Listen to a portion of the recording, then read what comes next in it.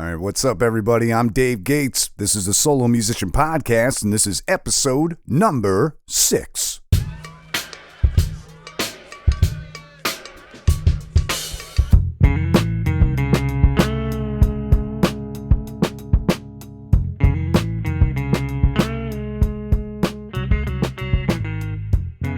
All right, before we jump into the podcast, I just want to say thank you to everybody who came out over the weekend of the shows. Weekend full of awesome places to play. Lebanon Valley Craft Brewery on Saturday night was unreal. So I'm going to be coming back there on April 13th. So if you're in the area, Lebanon, PA, if you're in the area, come on out and we're going to have a good time.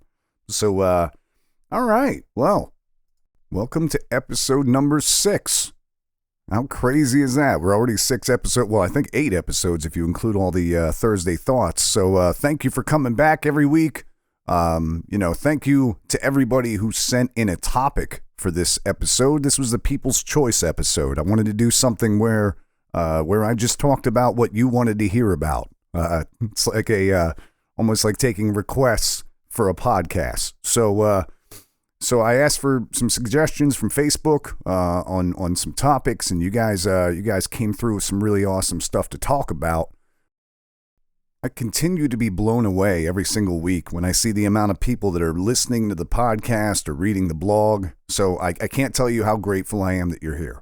All right, let's dive into some questions here. So Steven said, you should talk about venues that are smoking versus venues that are not smoking and how to deal with them, how to deal with the smoke as a non-smoker, which is a great topic, Stephen. I usually surcharge venues that are smoking in the price that I quote them. They may not know it, but my price goes up to compensate me for my gear and my clothes. So I need to feel more compensated for those gigs because of the smoke. I used to be a smoker, and I don't smoke anymore, so I don't really. I don't like the smell.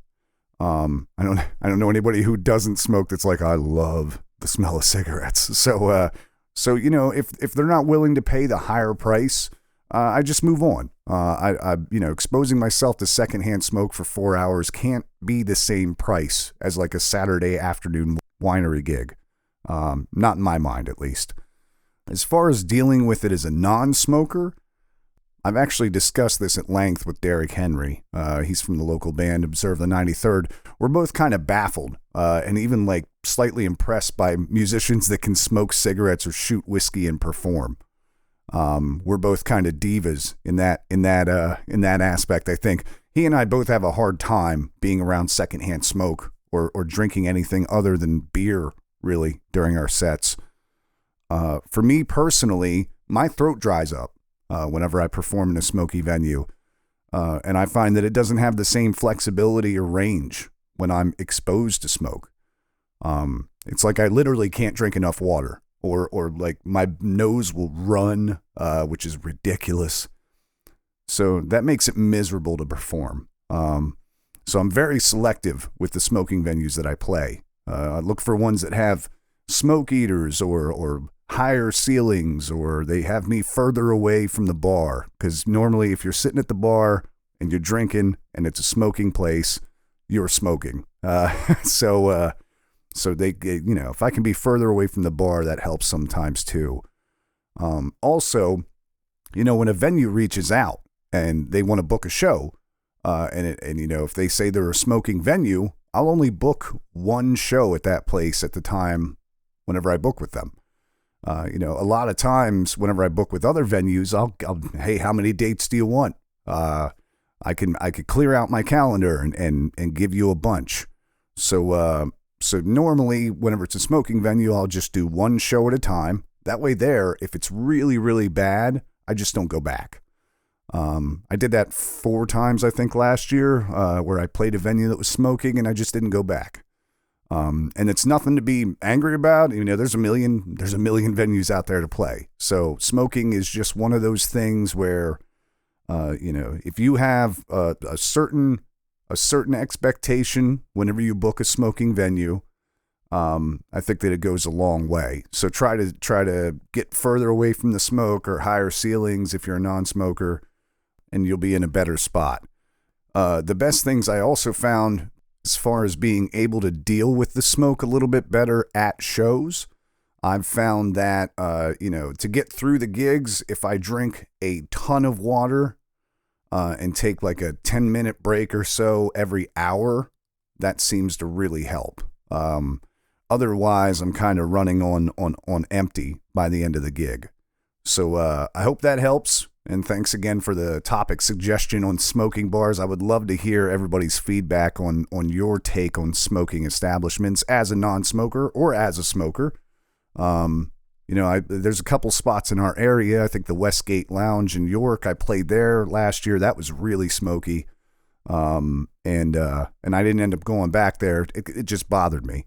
I loved the place. I loved the crowd, but the smoke was just a little much. So I'd love to hear your thoughts, on the subject. Anybody who's listening. All right, let's move on to the next question or suggestion. And this one comes from Jason. Jason said, doing covers exactly how they're written versus doing your own version. Okay, another great suggestion. I have this conversation with tons of people all the time, mostly because I play things a little bit differently. I try not to play them how you hear them recorded or on the radio or anything else. So I like to embellish or change it a little bit. And Jason had commented 3 topics, but 2 of them deserve a little bit more time than today's show is going to allow. I usually change speeds or time signatures, keys, chord progressions, rhythms, lyrics, pretty much everything on everything I play. My friend Kevin Nelson gives me shit all the time, but in a fun way.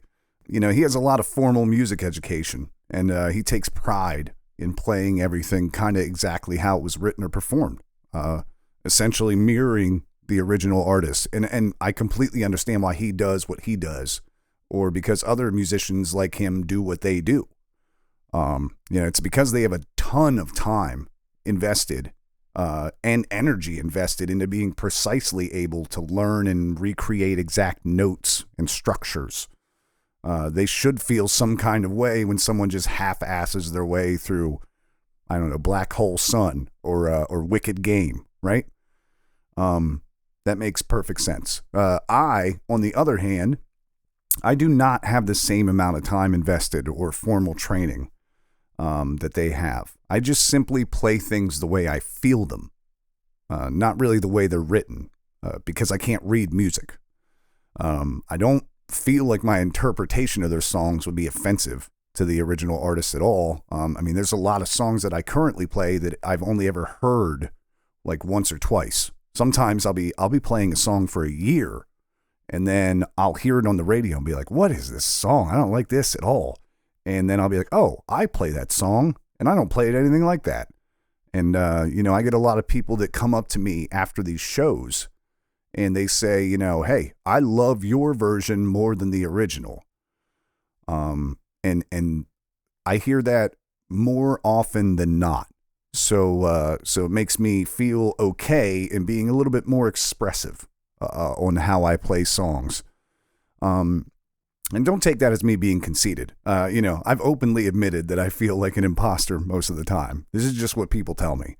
And also, like, if I only played the songs the way they were originally written or performed, there would be songs that I just simply couldn't play that I already play. I like having a wild song catalog. So like when I play Regulators by Warren G and Nate Dogg, it's really, really, really fun.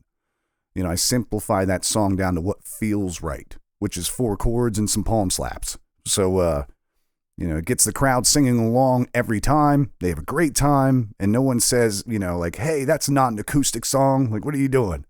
So that works. And like No Diggity, I play that. I play a bunch of these songs that they have no acoustic versions. So it would be very weird if I was just like trying to play things exactly how they were written, because like I said, it would just really negate a large amount of things that I could play. So while I see both sides of this debate, I guess, I'm in the camp of like whatever is the best performance you can put on. Is it cool to nail every single chord or note in a song, or that badass guitar solo? Absolutely, it's incredible. But is it cool to get a crowd singing along to a 3-chord song with no intricate parts? That's also awesome. So, for me personally, I'm not trying to be a tribute artist. So I'm trying to be a great entertainer. So if people want to hear the song exactly how it's supposed to sound, they can listen to it in their car or go see the original artist in concert. But if they come see me, it may take them a little bit to realize what I'm playing. But once they do, they'll have the chance to experience something as familiar as their favorite song for the first time again. And I don't know about you, but like when I hear new music or I first find something new that I love, it's like a gift from the universe itself. It's something new and exciting in life, that sometimes is regular and uneventful. Experiencing an old song again for the first time is what I aim to do with a lot of the covers I do. So I hope this helps, and I'm sure we'll cover this in a later episode at some point too, but I hope that helps.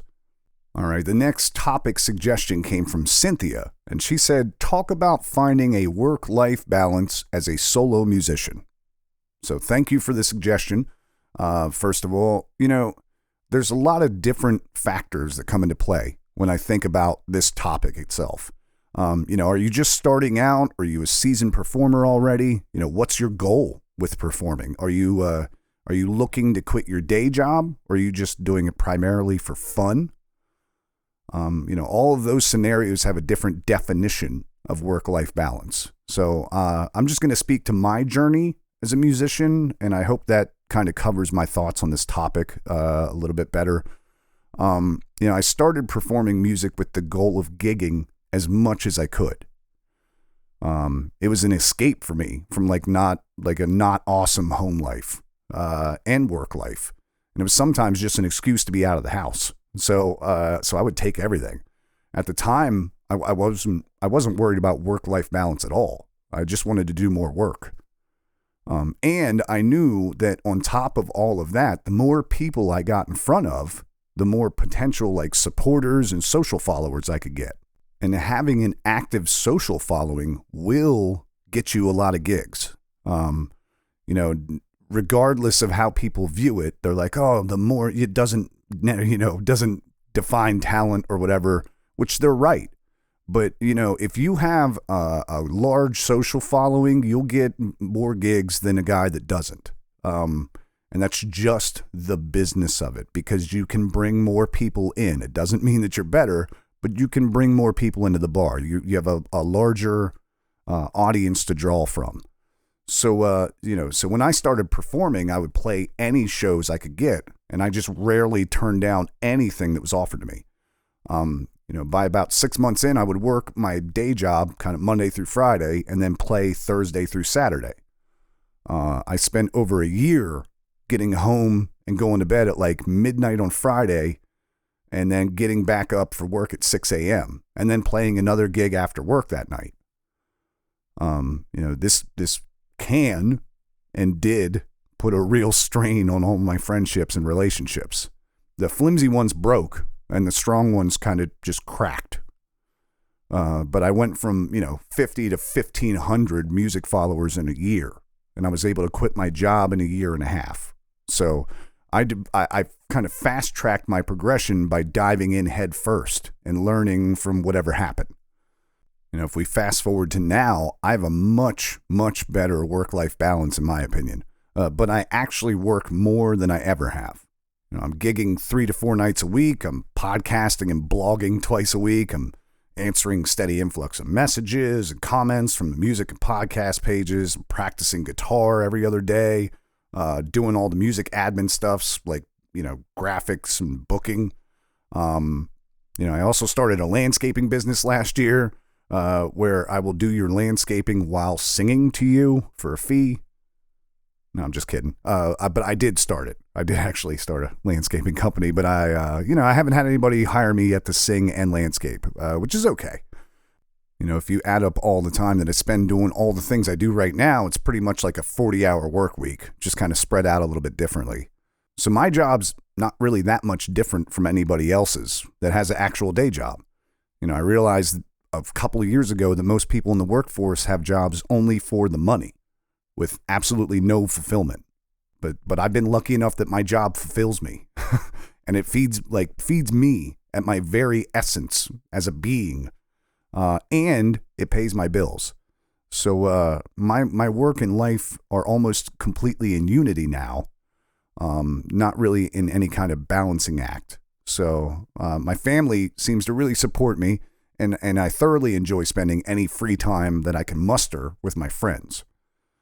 I did make it a point, though, to change a few things this year, things that I noticed were becoming issues with this like minstrel kind of life that I live. I actively make it a point to put my phone down when I'm with family. Like, I know how precious those moments are, and I do my best to not do anything but be in the moment with them when I do have a chance to hang out. I want the people in my life to know that I'm not hanging out with them because I'm trying to like make an impact or be a musician, not because I don't love them or value their time. Like, the simple act of silencing my phone is a small change that I could make to help kind of be there more often. Even when I can't be there, just to be there when I'm there. I also made it a point to ask for a higher standard rate. So just raise my prices. And primarily I'm only booking 3 dates a week this year. A couple 4-date weeks, but mostly just 3. Thankfully, the venues that I play at, for the most part, had no problem with the rate increase. They were all like, "Yeah, no, we understand," and that was a blessing. That was a moment where if you go back to episode 2 where I said know your worth, like I thought that I should be charging more because my calendar was pretty full, and then that was verified by me saying, "Hey, you know what? I just need a couple more dollars because I don't want to play 5 nights a week. I don't want to be away from my family. My dogs and my girlfriend, they can't go to every show. I can't go, like my daughter and my grandson, my mom. I can't go see anybody if I'm playing 5 nights a week. It's just, it's not feasible for me because I live like an hour and a half away from everybody. So, with me playing less gigs, I get more time to spend with everybody, or more time to go to the gym or more time to go hiking. Those are the things that money can't buy, and that, playing 5 nights a week or 4, whatever is that completely detracts from living. So that I can understand how, like, that is something to juggle.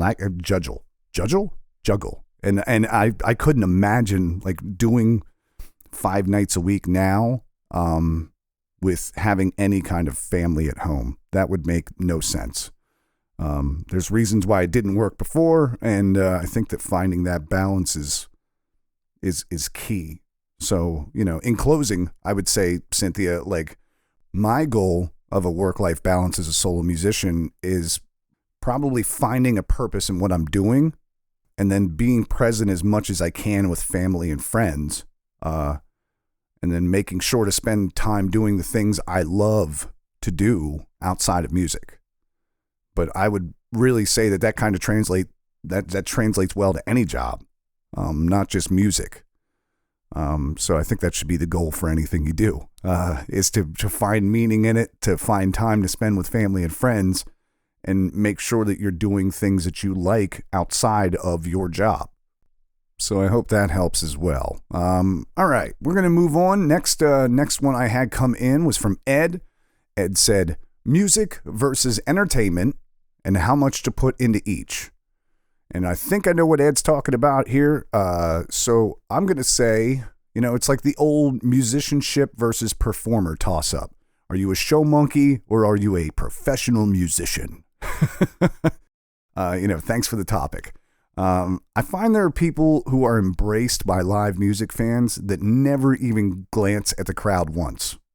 And they can do that because they're such talented musicians, and then there's There's people who really entertain the crowd with their great energy and interaction and all that, but they're underperforming singers or players. If you're strong in one area, it definitely seems like you can kind of afford deficiencies in the other. But I've found that if you're both an entertainer and a musician, you kind of provide a better live music experience for the audience themselves, which should be your goal, I think. You know, live music is an umbrella term for whenever you go out and see people perform. But like when people go see bands, they want a certain beat to dance to, or like a song to jam out to, or you know, that live band experience. They want the group vibe, full of loud sound and groovy bass lines. As a solo musician, I kind of feel like my live performances have benefited from, you know, dividing my time equally between both. When it comes to music, I try to practice every other day or so during the week. You know, I usually focus on fretboard scales and theory and vocal technique and kind of learning new songs and original songwriting, right? Among other things. I try not to have a time limit when I practice, but more of like an overall goal of each practice session. Sometimes that's 10 minutes to learn a solo, or an hour of writing original music. Either way, it's kind of committing to spending time on the music side each week. So you couple that with 9 hours of playing every weekend, and kind of helps me make steady progress towards better musicianship. The performance or entertainment side for solo guys seems to be all about reading the room and connecting with the crowd.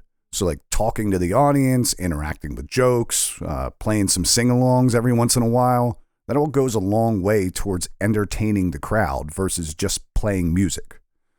You know, if the people wanted to hear the songs you choose exactly as they were recorded by the original artist without like any interaction from you, they could just listen to the radio or like a shuffled playlist on one of the streaming apps. So when you bring them into the performance by encouraging them to like request songs and interact and sing at the top of their lungs, you're providing a live music experience that they're going to remember far after your gig, and you'll keep them coming back for the next one. So I think that having a very good blend between the two is super important. I know that might be a cliche answer. It might be like a very middle of the road, safe answer, but I don't think that one is more important than the other. Because you could be the best musician in the world, but if you're an asshole, you know, you're probably not going to have the same kind of people that come out and support you as you would if you were a nice guy and, you know, maybe 5 notches down from the best. So it's just, I think that they're equally important. All right. Moving on. Tommy B says, what are venues actually paying for when they hire a musician? You know, Tommy and I have discussed this a few times, but I'm going to go on record here with some of my thoughts on this. You know, by knowing what you provide the venue at each performance and not so much what the venue wants from you, you can kind of price yourself to feel compensated for what you provide at every show.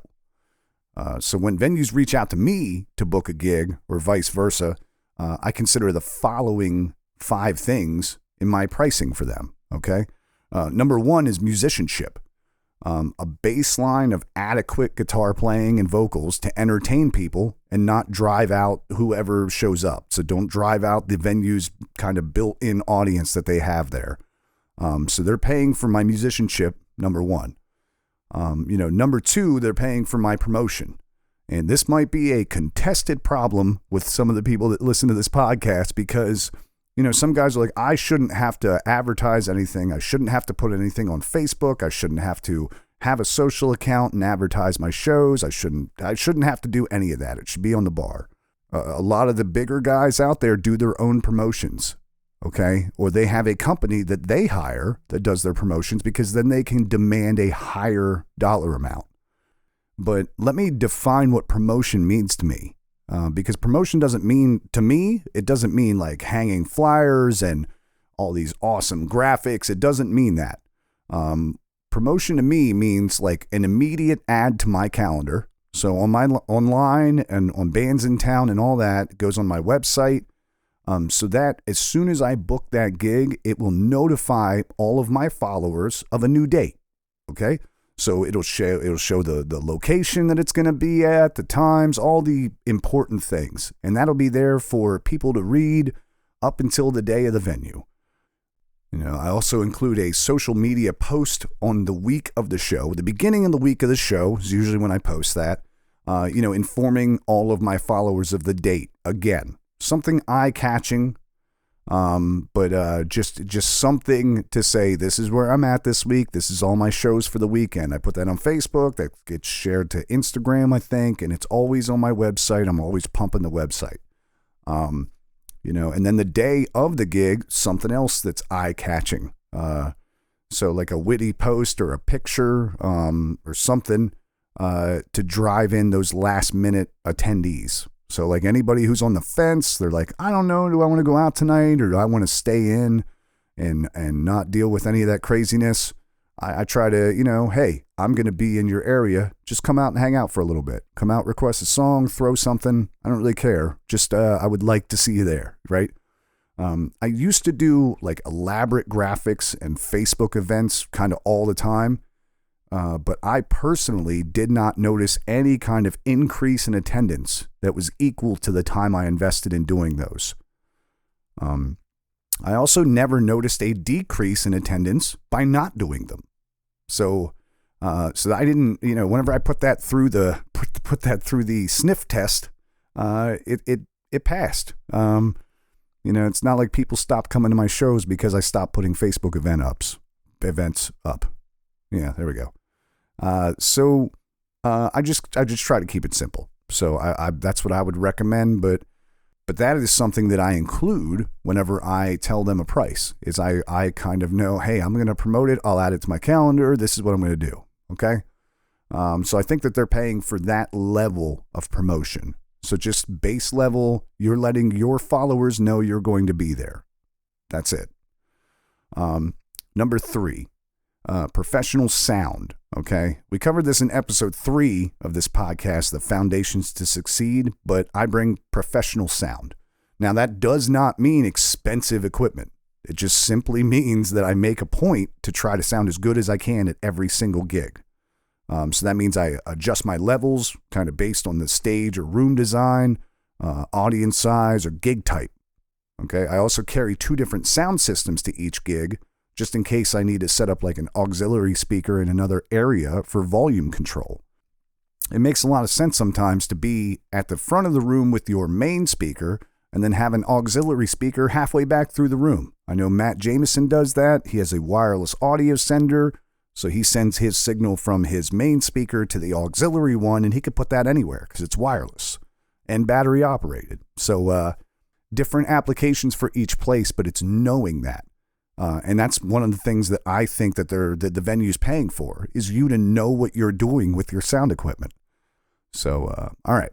Number 4 in my list of 5 things, I think, is entertainment. They're paying for entertainment. They're paying for me to entertain their guests. So crowd requests and jokes and audience participation as much as I can.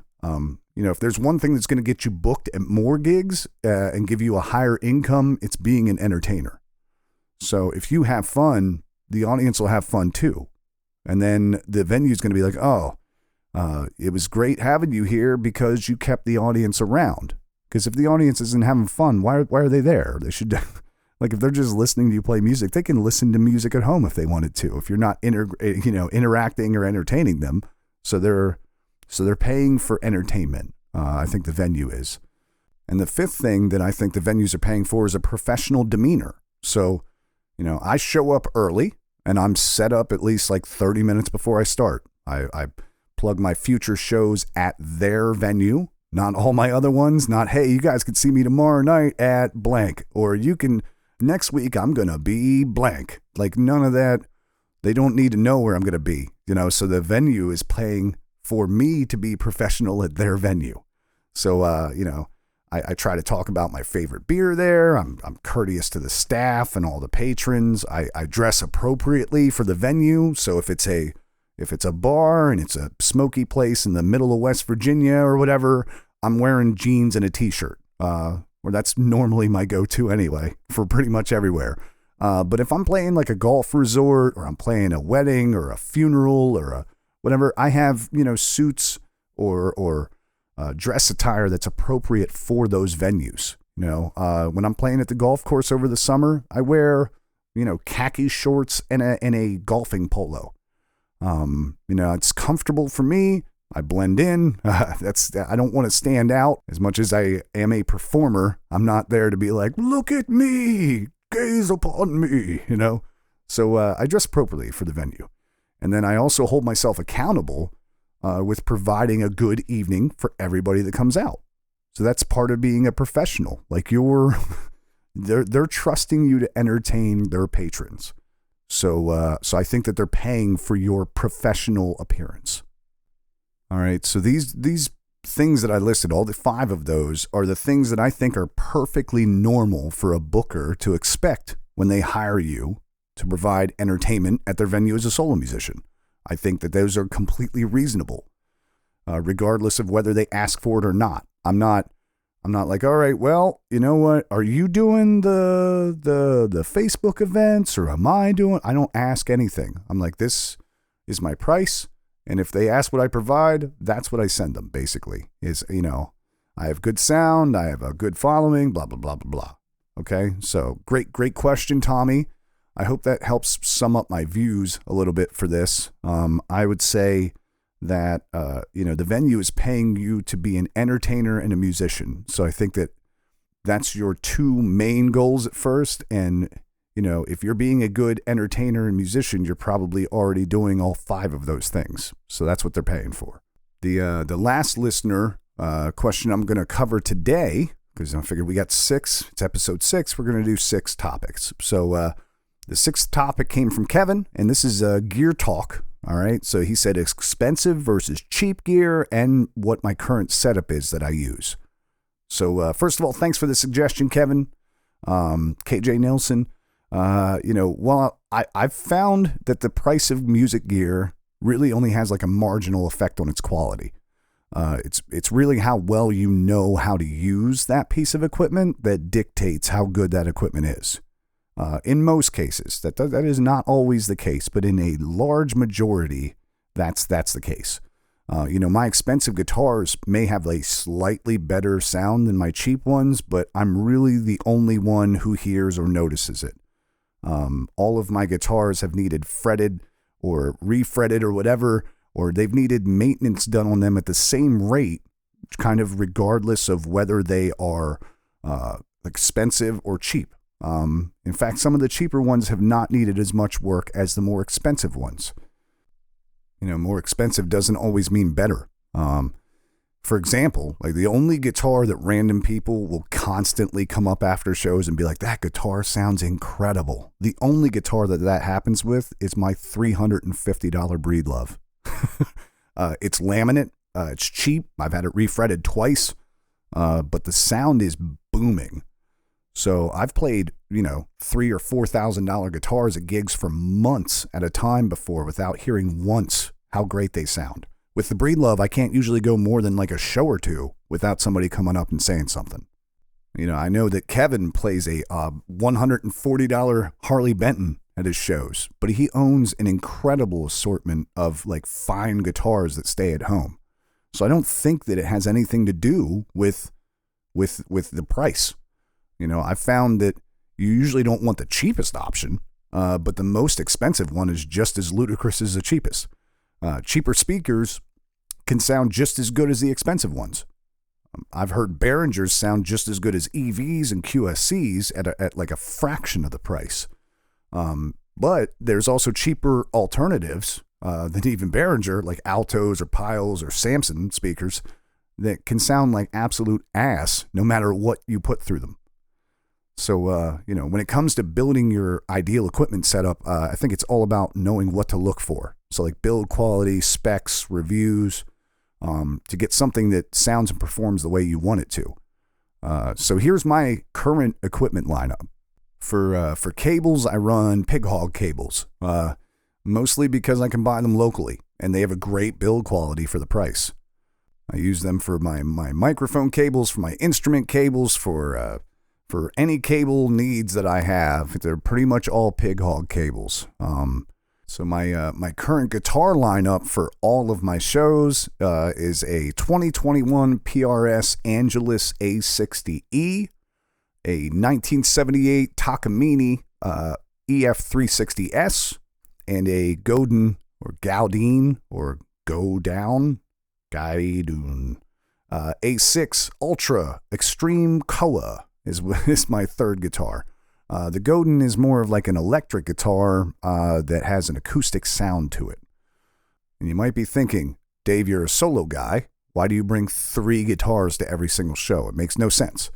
I bring 3 to every show just in case there's an issue with one of them. So that way the show can go on. I've had an issue before where my pickup stopped working in one of my guitars, and, I had an extra guitar there, right?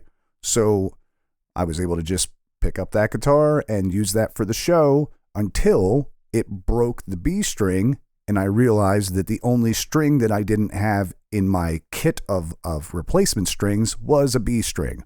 So I had a third guitar there, and ever since then I've carried 3 to every show, just in case. And I've gotten way better at keeping track of my spare string inventory. So that's why I carry 3, but I also have all 3 of them in different tunings.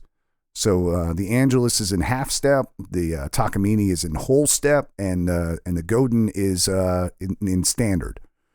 The Breedlove I mentioned earlier doesn't make it to many shows because it's kind of my house guitar, but it is a 2018 Breedlove Discovery Concerto. So one of their bottom of the line guitars with the Fishman Precis pickup system. And it sounds incredible. I've had it refretted, like I said, twice, and replaced like the saddle with a bone saddle and put a bone nut on it. And that thing is a workhorse. It sounds better than anything else I own. I've had some other guitars in the past. I had a Taylor, a 214 Koa that I sold. That I couldn't get the sound I wanted out of it, and that was at the time like a $2,400 or $2,500 guitar, and it never sounded even remotely as good as that $350 one. Didn't play as good as it either. So I've had that. I had another higher model Breedlove. That one was like closer to a $3,000 guitar, and I got rid of that because I didn't like the way it was. A very dumb reason for this one. I didn't like the way it looked. I thought that it didn't fit me very well because it was a concerto body, so it was this big, like figure 8 shaped body, and I like dreadnoughts and I like cutaways, so that just didn't work for me. But that's all my guitars that I usually use for shows right now. When it comes to live sound, my main speaker, the workhorse of my entire operation, is a EV Everse 8. It has an 8-hour or 11-hour, has an 11-hour battery life, and built-in EQ, effects, compression, Bluetooth, just a host of things. The built-in mixer in the interface means that I plug directly into the speaker from my outputs on my pedal board, and I mix using my phone. So it makes that incredible, and I can stream songs to it through Bluetooth in between sets, or at the beginning. When I'm waiting to get started, I'll play some music through that speaker so I can get a level from the back of the room. So that way there I know how loud it needs to be up front for me to be able to get to the back. So that made that speaker worth every penny that I paid for it. I usually set it up behind me or beside me so I can use it as both a monitor and a main speaker. I've found it really easy to use, and it's awesome for compact rooms. So if you don't have a lot of room to set up your equipment, that speaker works perfectly for projecting into these rooms, and it works well for big rooms too. You get a little bit of a loss in your lower end, so a subwoofer would be awesome, which I hope to add sometime in the future, because that's the only thing that I think would really round out my sound right now. But when I find that I need a little bit more volume, I have a Bose L1 Compact, just one of the original ones, and I'll run that as like an auxiliary speaker out of the back, the line out of the EV. Those two things combined put out a ton of clean and clear audio. I've yet to find a stage or room I couldn't play with the combo. Let's move on to the pedal board. So on my pedal board, I have a power strip. That's exciting. I have a TC Helicon Voice Live Play acoustic pedal with the Switch 6 expansion pedal and a Tech 21 acoustic fly rig pedal. The Play acoustic has a million features. I really mean like a million, but I primarily use it for vocal effects and harmonies and looping.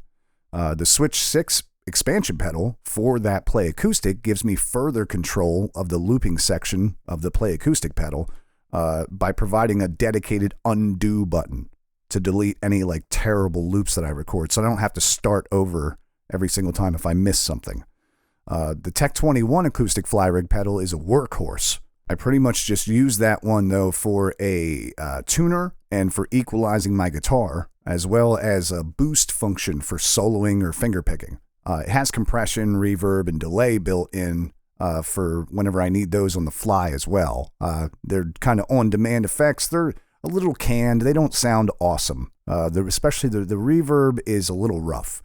The delay is nice. You have a couple options there to make it go from analog to digital and all that. So those are okay. But I pretty much just use it for those other functions. And that's basically my entire setup. Sometimes I bring racks of lights, but they're all no-name Chinese brand lights, but they seem to work as intended every single time. I do usually bring along like 2 par cans, 2 just LED slim par cans, to all of my gigs for uplighting behind me. That just adds to the professional appearance of the gig. I've used a million different configurations of pedals and speakers and mixers, rack mount equipment and guitars and cables and other gear, okay, over the last 5 years. But like whether it's guitars or live sound gear, one thing that's really kind of proven itself over and over is that the more that I know about the piece of gear and how to use it, the better it functions for me. You can have the most expensive guitars out there, but if you don't know how to play them, you're not going to sound as good as the guy with the cheap one that knows how to play or how to EQ it, or the same goes with sound gear. Staying educated and informed and continuing to expand your instrument playing skills will keep you from buying expensive gear you don't need just to accomplish your goals or to look cool. So thanks again for the suggestion there, Kevin, and I appreciate all the gear advice you've given me through the years. So Kevin's been instrumental in me knowing what to buy and what not to buy. So I appreciate him and all of his advice. So that's going to wrap the People's Choice episode. I can't thank you guys enough for all the suggestions. If you ever have a topic you'd like me to discuss, or if you have anything that you think I could help you with, you can send it to me at solomusicianpodcast@gmail.com. I really love the feedback I've been getting from the podcast when I'm out at the shows. Almost every single night, there's somebody that comes up to me and says, "Hey, I listened to this podcast, or I listened to that. Thanks for, saying this or covering this issue that nobody's talking about." So thank you for listening, and thanks for sharing this podcast with your friends. And I will see you guys on Thursday for the Thursday Thoughts episode of the Solo Musician Podcast right back here.